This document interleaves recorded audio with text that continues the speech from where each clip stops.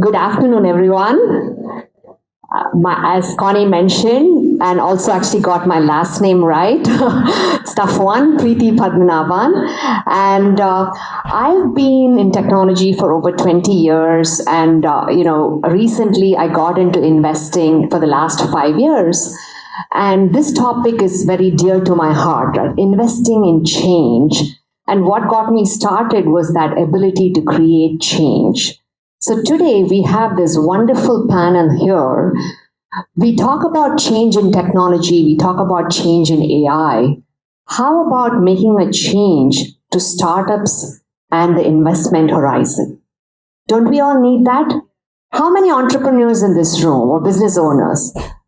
How many investors, if any? Nice.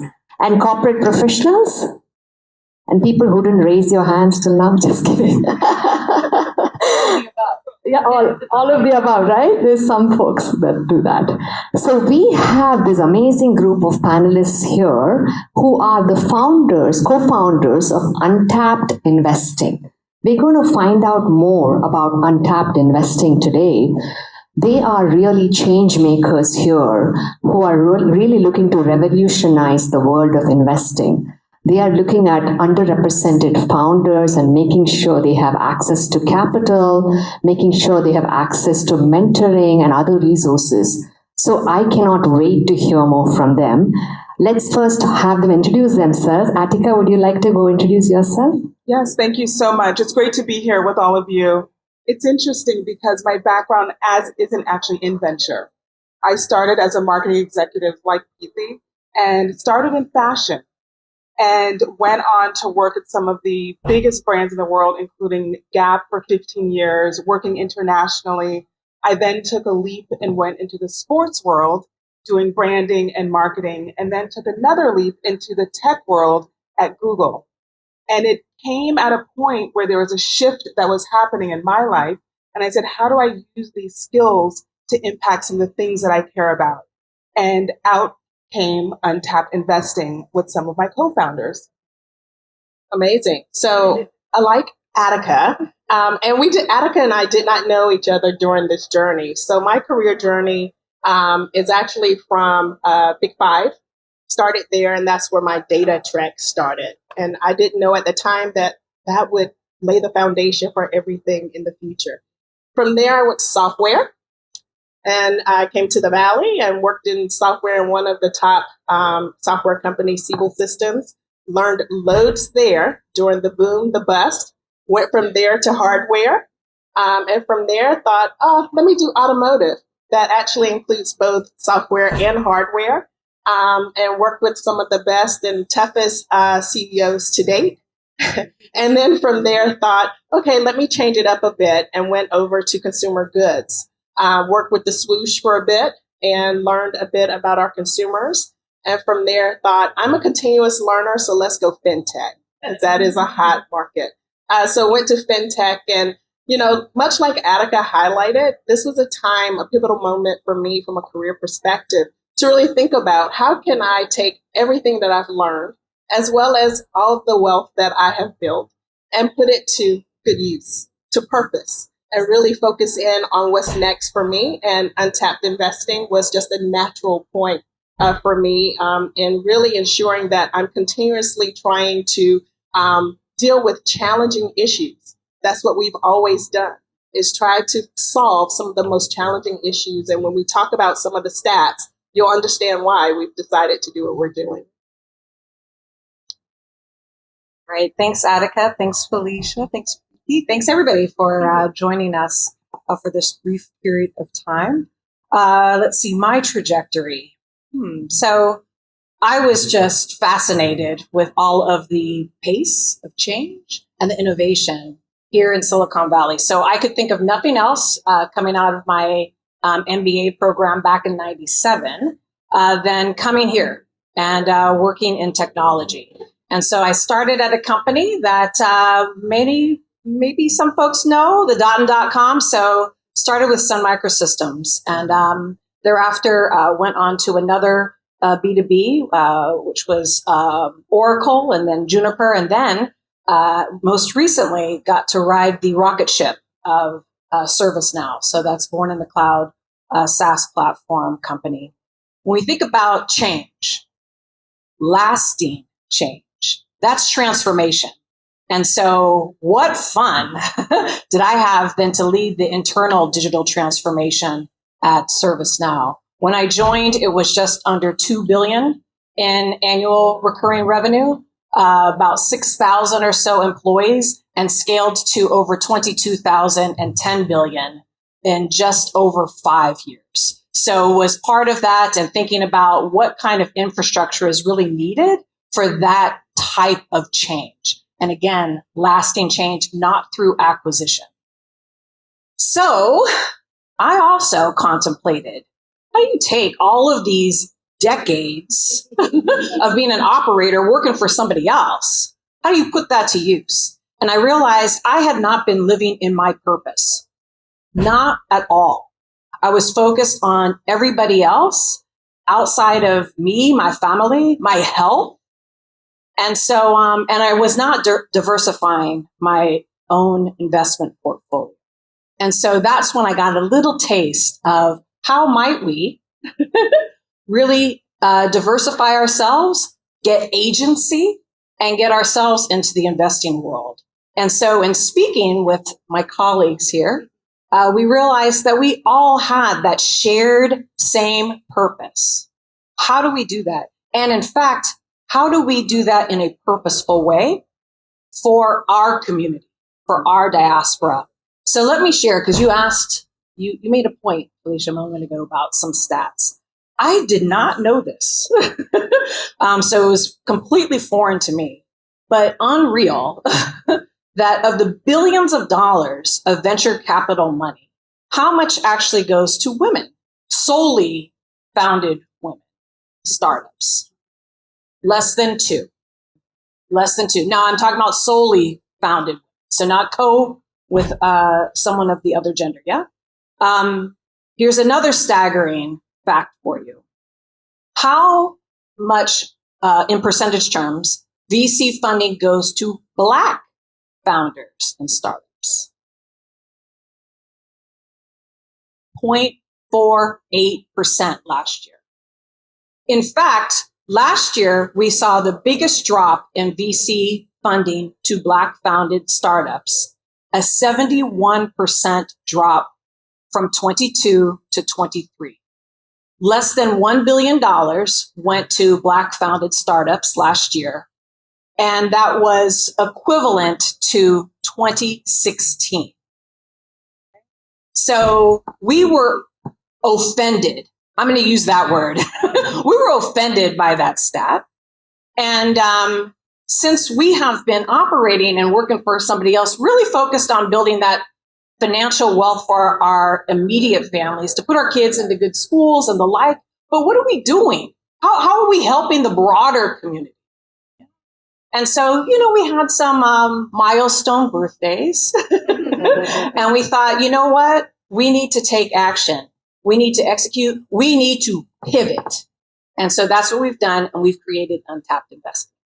Wow, fantastic. Isn't that inspirational? It's wonderful to see that such amazing operators in the industry actually took charge and are so passionate about creating this change in our society. Felicia, I'd love to hear from you. What are some things that you've had in your experience as an operator that you find you can bring to this world of angel investing that you're doing now? Well, I found that we can bring everything. And like we have been in, as Nika stated, we've been operators for decades, right? And we have so many resources that we've developed during that time. If it's not just transformation, every company is going through transformation right now. But we've been at companies that have been in transformation and transformation after transformation. If you've been in some of the companies that we've all been in, right? And so we have had the opportunity to learn at those bigger companies, learn what works, learn what does not work, be able to see around the corner. And it's come in really handy in advising CEO founders today.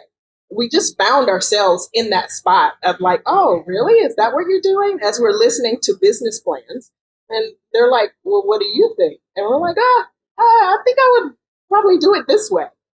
Which is interesting because we are all like, we're very diverse in the areas that we're focused in. So we actually make up an enterprise. Yeah. And so as we're talking, we're like, whoa, we're like really onto something here. Like you have your side, I got my side, you got yours. Like this is amazing. And I think that many of the founders that we've spoken with to date are really intrigued with that. And not only intrigued, they're like, hey, can you be an advisor? Can you, like, they're really soaking it up. I think for us, like we've been operators for some time and we are looking to invest, as you heard Nika speak about. So we are like business individuals that are really looking at the business and the health of your company, not just for today, but in the future. We've done this for years. We've done this for specific companies. Now we have the ability, as Mika stated, to be able to show the intersection between not only our expertise, but our passion, and to be able to really pour into that from a financial perspective. I think, just like Mika stated, it is disrespectful of the challenge that we're having to deal with from a women and specifically a Black perspective. And as you always hear for women, you know, we always say we're breaking the glass ceiling, where I think we all have on heels. We're taking our heels off and just crashing that thing because we just believe that it has to get done. It is something that must continue. Like innovation is all about diversity. And if you don't have diversity of thought, you're not going to innovate. This is all about creating the future. And if you're not able to create the future, then like we can't all do it looking alike. So as operators, we bring to the table not only the ability to like advise on how you're operating, but we also bring a different lens of how we think it should be done, could be done, and don't go down that road because we've already done that about 3 or 4 times. Absolutely. Now, Felicia brings up such an important point. There's something called good capital. You might have all heard about, right? I read this tweet today from one of the founders who said, like, a good investor is the one who takes interest in the company, not just throws money at them and just comes back every quarter and asks, okay, what did you do with your money? Rather, they are there for them. They're able to give the advice that they need to be successful. So certainly, this is a good capital investing process that they have set up here. So I'd love to hear from you, Attica. You all had amazing moments and you decided to do this. Tell us the process. How did you all come together to make this happen? Because our audience would love to hear that. Well, first of all, we probably already had this passion. We didn't have the time when we're in our roles. And I think we all have felt that you're in the grind, you're working hard, you're supporting your teams, but you never get to take a step back and say, how can I support the world in a much bigger and better way? So it actually did happen when Mika and I came together, and we came together as humans, as people, as friends, and we said, what are we passionate about? And one of the things that came out were there were 3 areas that we found that we were both passionate about. And also, how do we bring that passion as well as that purpose and that expertise? So out of that came a few ideas, and one of them was untapped investing. And I would say the thing that's important about that is we started digging into the facts, and Mika talked about the percentage, but the number in 2023 was $136 billion. $136 billion. What opportunities were lost between ideas that maybe women had or Black people in the diaspora have had? What have we lost as a nation, as well as the jobs that could have been created, right? So I think we just had this passion and purpose in this moment. And we also had a network. You know, we talk about a lot of times around the dollars that you can invest. There's also the network and the advising that you can do. You know, we have we do what we can, but it's limited. And we realize that some of the times people just wanted to be able to talk about their ideas and get a true professional opinion, which we didn't realize how valuable that was.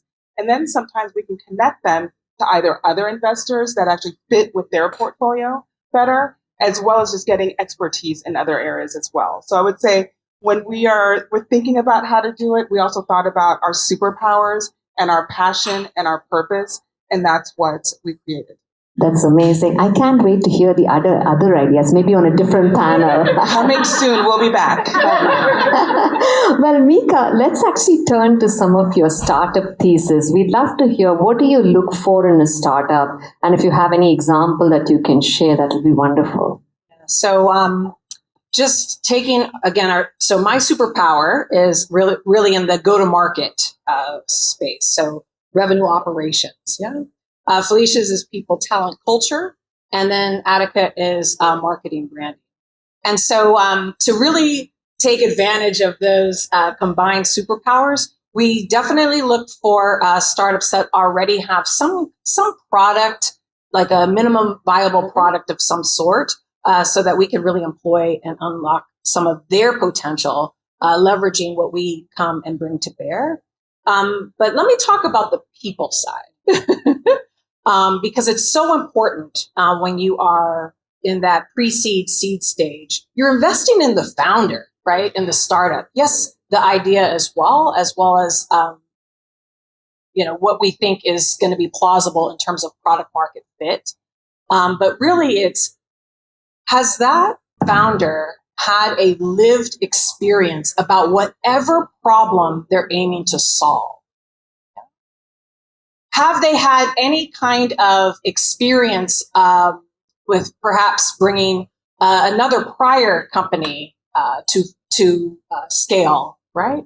Or have they had a successful exit in the past? This is more so allowing for us to really understand the grit, right? To the resilience, how well that founder is able to kind of weather unknowns and work through some of those things, as well as be flexible and open to perhaps making some change, right? Because sometimes that first idea is not the one that's going to be the most successful. You're going to have to evolve, to shape, rethink. So I'll just maybe highlight one of the startups that we're investing in, because it also will highlight some of the social impact that is very important to us with Untapped. So this is a career operator who has been in the energy space for decades and recognized that, you know what, there is a huge gap here. There also is a direct impact to the environment. When we have company X over here that has undercapacity from an energy perspective, company over here that has overcapacity. And so how might we leverage technology to help in the exchange of capacity? But let's do that in a co-opetition way with utilities, okay? So let's not compete direct, let's work together. And in fact, in some ways, it helps, right, with the grid rebalancing for those utilities. So there's a component piece of monetization that each on the exchange are availed. There's a benefit in terms of energy credits and the like that are also brought to bear. And this is where this particular founder startup is using that to help with some of the under-resourced, underrepresented communities that have trouble paying their light bill. That we need to look for solar farms and the like, not over here, but over there. This is someone who has experienced growing up, just not being able to pay, for their light bill, their utility bill.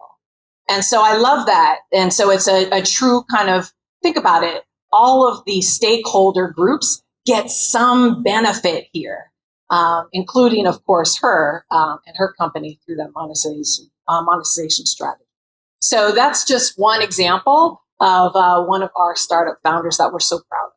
I love it. It's so dear to my heart too, because I work in AI software for smart grid myself. So the example you gave is so apt on how much change that can create to that and how much it can bring more availability of power and energy to a broader mass, right? So it's great you're picking such amazing companies and you're talking about the people and the coachability of people. Really good points you brought up there. Well, I would love to hear from you, Felicia, about what do you see as the outlook for 2024? Outlook.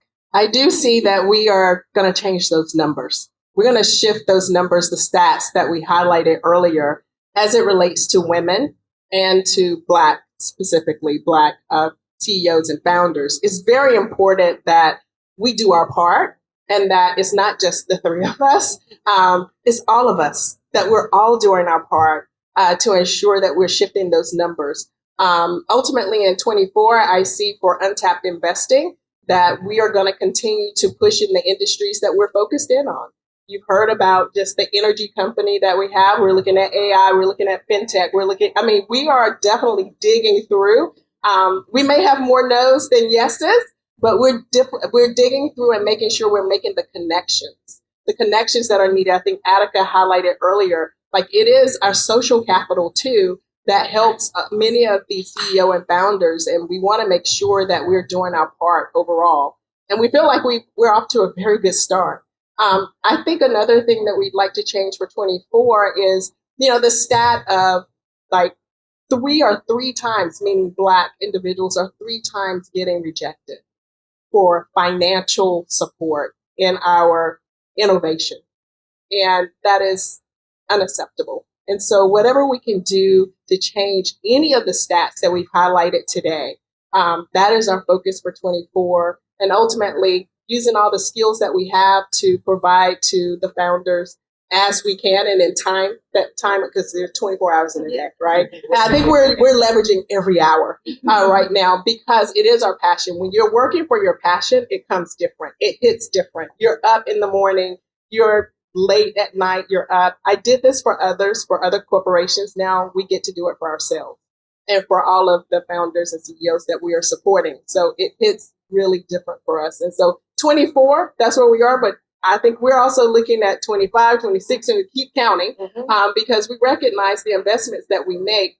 There is probably like a 7 to 10 year cliff for us to actually see some ROI there. And so we are, again, we're in it for the long haul. Absolutely. You brought up such an important point. We all have 24 hours, but if we live with purpose and passion, right, we all can make a big difference. And you're right. It's all of us that have to make a difference, right? It's not 1 or 2 people. We all need to come together and pitch in. So you actually brought up the next question that I had in mind. Attica, what do you see for the next 5 to 10 years? What change that you see coming forward? It's so interesting because working at public companies, you're usually thinking about what are your revenue goals for the quarter, for the month? And as we started thinking about investing and investing in founders and ideas that can change the world, it is a 7 to 10 year opportunity. So that has been a muscle, to be honest, that I have not had. What I will say is we are doing a ton of due diligence in selecting the right founders, the right companies. And at the same time, when I think specifically about 2024, and then you think about it beyond, I'm hopeful. This is a time that there's so much separation in the world. And I see a place that we can actually come together, but we have to do that with hope. And we also have to do it with conviction and action. So that's a lot of what we do today, the way that we think about how we're starting to plant seeds for tomorrow. Fantastic. Well, I got the sign about us closing out. I'd love to hear one call to action or more than one for this audience that you have. We can start with you, Attica. I would just say unleash your power. Do the things that you're passionate about. Hopefully some of those things are aligned with what we are also passionate about. And as much as you can, invest your time, your mind share, and hopefully your wallets as well. Ditto to all of that. Tap into the movement. Tap in. This is Untapped Investing. We're asking all of you to tap in today. Make that commitment. Make it happen. With all of us aligned, there's nothing. We can't be stopped. Maybe to thread all of those pieces, I'll say something here about agency, right? It's important that you all do you. Right? We're talking about create the future. You are the future. Don't wait for somebody else. Take advantage of what you have, your superpowers, really harness that agency, and then do and be you. And to wrap it all up, build a community. That's what we are here for, right? We are a community of change makers creating the future.